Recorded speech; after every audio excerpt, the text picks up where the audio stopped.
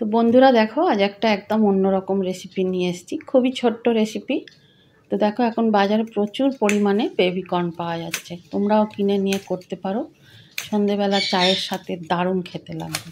তো দেখো, আমি প্রায় 250 গ্রামের মতন বেবিকর্ন নিয়েছি।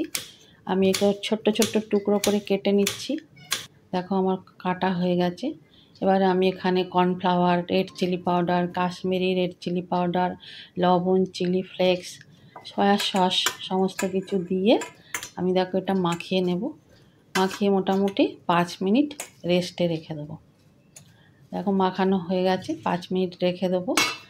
ঢাকা চাপা দিয়ে রেখে দিলাম। এবার কড়াইয়ের মধ্যে আমি সর্ষের তেল গরম করে এগুলো দিয়ে সমস্তটা দিয়ে আমি যতক্ষণ না নরম হয় সেই পর্যন্ত ভেজে নেব। দেখো ভাজা আমার হয়ে গেছে, প্লেটে তুলে নিচ্ছি। এবার আমি এটাকে সাজিয়ে নেব, কিছু গার্নিশিং করে নেব। তো দেখো সেটা আমি করে নিই।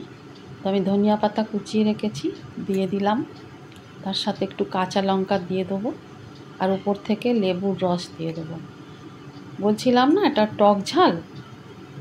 তো দেখো কাঁচা লঙ্কা দিয়ে দিচ্ছি, আগে আমি চিলি ফ্লেক্স দিয়েছি। তো এরপর থেকে এবারে আমি বেশ অনেকটা লেবুর রস ছড়িয়ে দেবো। লেবুর রস দিয়ে এবার তোমরা এটাকে সন্ধেবেলা গল্প করতে করতে খেতে থাকো। দেখো কত সুন্দর লাগবে। দারুণ একটা টক ঝাল, কোনো মিষ্টি নেই, টক ঝাল। সন্ধেবেলা গল্পের সাথে সাথে চায়ের সাথে সাথে খাওয়া হয়ে যাবে। তো ভালো লাগলে আমাকে জানিও বন্ধুরা। Thank you. তোমরাও করো, এখন প্রচুর বেবিকর্ন পাওয়া যাচ্ছে। তোমরাও এটা করে দেখো এবং ভালো লাগলে আমাকে জানিও। Thank you. আবার আসবো।